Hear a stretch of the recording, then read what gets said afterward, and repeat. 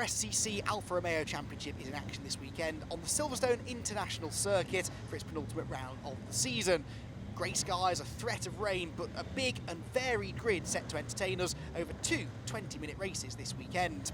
Well, let's take a look then at the grid for the first of those two races. It's the Power Trophy and modified cars as usual at the sharp end. Graham Seeger from Brian Shrub, row 1, with George Osborne and Dave Messenger sharing row 2. Then it's Mervyn Miller and Jamie Thwaites, with Paul Webster and Simon McPhee sharing the 4th row. Andy Inman and Ben Sharich rounding out the top 10. Then the Twin Spark Cup element of the race is headed by Tom Hill and Andrew Bourke, with Matt Daly and James Ford on row 2. Simon Cresswell and Stephen O'Brien are next, ahead of Richard Ford and Kevin Gallagher at the back of the field. We're sharing the grid this weekend with the BRSCC's Porsche Championship, so even more variety for us to enjoy. But the focus for us is very much on the Alfa Romeos then that line up at the front of the grid. The red lights go on, they're out now, we're away and racing. Who gets the start from the front row? Well, it's Brian Shrub by the looks of it in the Alfa 33, the orange car that will head the field down into Abbey Corner for the first time. With George Osborne coming through to second position. Not a great start there from Graham Seeger in the GTV. He's down to about 5th. Old Jamie Thwaites is sideways. He's lost it through the first corner and thankfully is avoided by everybody. That could have been an awful lot bigger than it was. He spun right in front of the chasing pack. He's avoided by them, but they will all have got past him.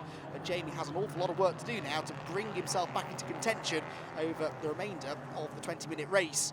The rest of the field then all safely through and already changing around at the front of the field. George Osborne's got the lead now with Brian Shrub down to 3rd. Into 2nd position goes Mervyn Miller from 5th on the grid. So halfway around the opening lap, the order bearing absolutely no resemblance to the way in which they lined up on the grid. Keep an eye though to Graham Seeger in the Alfa GTV, 4th place going down the hanger straight for the first time. That car was the quickest in qualifying by nearly a full second compared to Brian Shrub, who was 2nd fastest.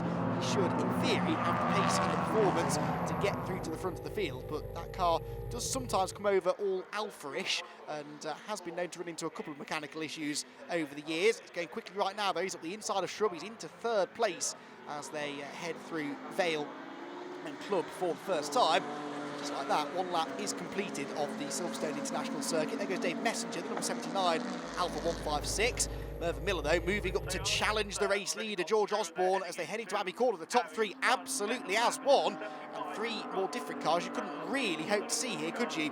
You've got George Osborne in the Alfa 75 leading the way, the 156 in 2nd position of Mervyn Miller, who dives to the inside and takes the lead away into Village Corner. Nice move, runs a bit wide on the exit though. Gathers it together, he's got the lead, and now here comes the GTV, the low-slung sports car of the group, of Graham Seeger going right round the outside of George Osborne there through the link and onto the hanger straight, and now he opens up the taps, and that GTV should just be able to drive through. It's certainly been able to get into 2nd place. We're on board with Mervyn Miller, who's already the 4th different leader we've had in a lap and a half of racing, and now Graham Seeger makes it 5. Fantastic stuff, and he's got himself through into the end of the hanger straight, but no, Mervyn Miller much later on the brakes sends the car into Stowe Corner with a lot more commitment and actually hangs on to the race lead for the time being. Nicely done there. While there is an issue, I'm afraid, for number 63, and that is Matt Daly within the Twin Spark part of the race, and Matt Daly in his Alfa Romeo 145 that had qualified 3rd quickest in the Twin Sparks, out of the race in the early stages with what looks like a mechanical gremlin of some sort. On for 3rd place now, Brian Shrub getting himself back ahead of George Osborne, so Osborne back down to 4th where he started, and now Graham Seeger uses the horsepower advantage of that GTV to move ahead of Mervyn Miller and take the lead away through Abbey Corner.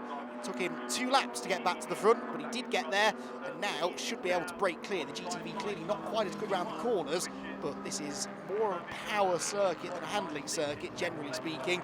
So he should, now he's out in front and has been out in front for a few corners, should be able to build up that margin over the remainder of the race. But I'm not handing this trophy to him just yet. It's a competitive field we've got here this weekend. One of the biggest grids we've had in the Alfa Romeo Championship so far this season as well. And there is every possibility that someone else might be able to come through and challenge him before the race is over. But you can see him getting away now. Miller under renewed pressure now from Brian Shrub in the number 25 Alfa Romeo 33. Continues through Stowe. And again, 2 cars here with rather an age difference, really. The 70s 33, the 1.9 16 valve Alfa Romeo chasing down the Alfa 156, which is the kind of car which is fairly prolific in the Twin Spark Cup. That has been modified. Hence why it's running not in the Twin Spark Cup this weekend, but in the modified class. And Mervyn Miller was 4th quickest in the modified class after qualifying. Top 3 cars then in the race at the moment are all, in fact, the top 4 are all modified cars. Mervyn Miller, as he tries to go after the race lead. You can see Graham Seeger, though, is getting away now. And now that he's broken clear of Miller, he shouldn't really have to worry too much about watching his mirrors, but there'll be quite a lot of traffic for them to deal with over the course of the 20 minutes. They will catch the back of the field and even encounter a couple of those Porsches. That's going to add an extra dimension to the race, no doubt. This battle for second, though, still going on. Brian Shrub chasing down this man, Mervyn Miller. We're on board with Mervyn again, going down the Hanger Straight underneath the circuit access bridge. That's the main route into the paddock and the infield complex here on the Silverstone International Circuit, based around the Silverstone wing that's, would you believe, is 10 years old now. It does not seem 10 years ago that this element of the, nearly 10 years anyway, that this element of the Silverstone Circuit came into being. But the Silverstone wing has become an icon of British motorsport pretty quickly, it must be said. And the international circuit does produce good racing, good variety, a bit more variety maybe than you see on the national circuit, which essentially is 3 long straights with a couple of hairpins. Here you've got some really technical sections. This first sector in particular, Abbey Corner, a daunting right-hander. You've really got to throw the cars in there, and Mervyn Miller's car working well, but then the more lightweight Alfa 33 of Brian Shrub is able to stick with him and definitely not being embarrassed by the much more modern car. Modern brakes though on 156, and so Mervyn is able to get into Village Corner still in front. Brian Shrub from the 25 car waiting for his moment. Turns through the link back onto the Hanger Straight, gets a better exit there. Does Shrub look carries a bit of a wider line coming onto the straight, and that means he's carried a few extra miles an hour down the back part of the circuit. Miller moves over to the inside to defend, which means that Shrub must be around here somewhere. In fact, they're side by side for second place now. And Brian Shrub, well, surely he's got the horsepower to get alongside, but has he got the braking capability? The answer is no. And so Mervyn Miller turns into Stowe Corner, still in this second position. Now that he's having to defend this second place, you can see Graham Seeger is getting ever further away in the distance. And that might be the last we see of Graham now for the time being. There is George Osborne still in 4th position. Similar little battle going on here really. The Alfa 75 going toe-to-toe with another 156. That of 79, Dave Messenger, who is the lead power trophy contender. David also an overall championship contender, needs some good points within his class to be able to beat Tom Hill to the championship this year. Tom, who's been one of the front runners and multiple former champion these days in the Alfa Romeo Championship, running in the Twin Spark Cup, but you score points based on your individual class positions, so all of the classes go head-to-head for the championship. And Dave Messenger and Tom Hill have both been prolific winners in their various classes. That's why they're the top 2 in the championship at this stage of the year, by quite some way actually. Mervyn Miller is the lead modified driver. He's under pressure now though once again for this second place, but once they get out onto the straight they're pretty even. Stevens, Brian Shrub tries to go from the outside to the inside line. There was a gap there, but he didn't quite have the impetus to carry himself alongside fully. So Brian Shrub still not able to get past Mervyn Miller. He's applying the pressure though, asking all of the right questions of the Alfa Romeo 156 in front of him. One false move here from Mervyn, and you have to imagine Brian will go through. Brian will also be overtly aware of the fact that George Osborne is starting now to close in. You can see there the black 75 is a lot closer now to these two. In fact, they're almost, you could almost say it's a 3-way fight for second place. Now they're also starting to encounter some of the Class D Porsches, the 924s. And that now makes life doubly difficult really for Mervyn Miller, because not only is he trying to defend his second place in the race, but also trying to pick his way through some of the lap traffic.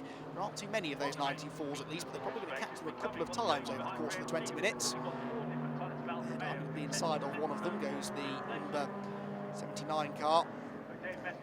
Clean move made there by Dave Messenger. Romeo's though in qualifying were quicker than even the quickest of the Porsches, so we are focusing very much on the quicker cars here in this race. Mervyn Miller again moving defensively because Brian Shrub is there. Now, perfectly legal that defensive move down the Hanger Straight, but you can't then move back over again once you've committed to that inside line. You've sort of made your bed then. Miller has to pick which line he's going to overtake that 94 on. The horsepower advantage there is enough to carry him straight through on the run down through the Vale. Oh, locks up and runs a bit wide there though. That wasn't ideal. So gets away with it. Still, Brian Shrub is denied them.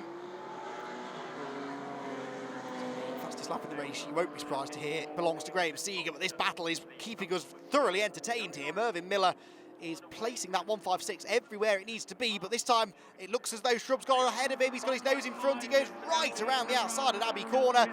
Brilliant overtake that. That took some real commitment, and he is now into P2, and a bit of a similar situation really to Graham Seeger. As long as he stays there for a few corners to build that gap, he should be okay. We know Miller's good on the brakes though, so if he can't escape immediately, there is a chance that Mervyn will come back at him. Brian Shrub three-wheels his way through the right-hander at the link, and now he hopes leaves Mervyn Miller to fend off George Osborne for the remainder of the race. Shrub getting away now as they go down that back straight. Osborne with his lights ablaze, trying to just notify Mervyn Miller that he has every intention of trying to overtake him here. Tend to sit in fourth position. Stone corner again, back down into the braking zone at the bottom of the hill. One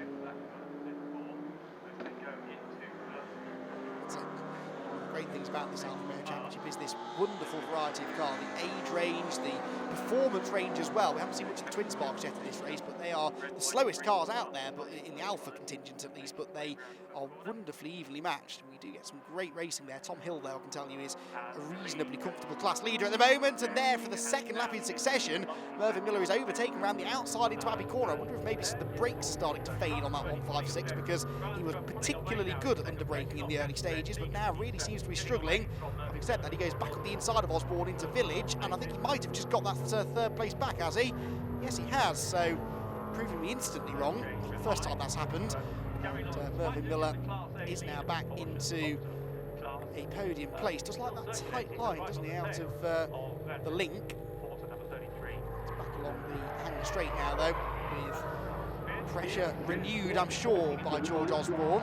Well, actually, George has dropped back a bit there, maybe ran a bit wide when Mervyn came back to the inside of him through the right-hander at Village. Now let's try and regroup and close back in again if possible. To the braking zone again. Miller lives another day in third position.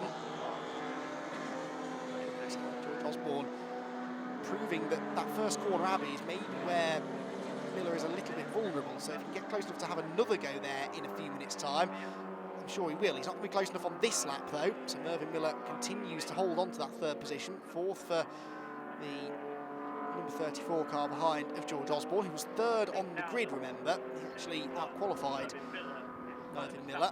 Miller didn't have a great qualifying effort though, so he's been able to bounce back quite nicely in the race.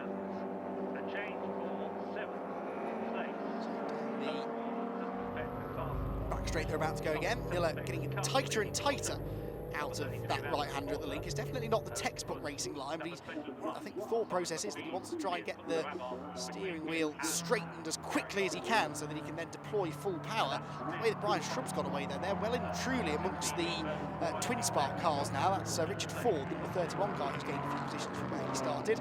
I know that because he's ahead of some twin spark cars now, and they were all ahead of him on the grid pretty much at the start of the race. He was second from the back on the twin spark grid, Richard, but former class winner is Richard Ford, strong driver. That was a little bit out of position for him, it must be said, after qualifying.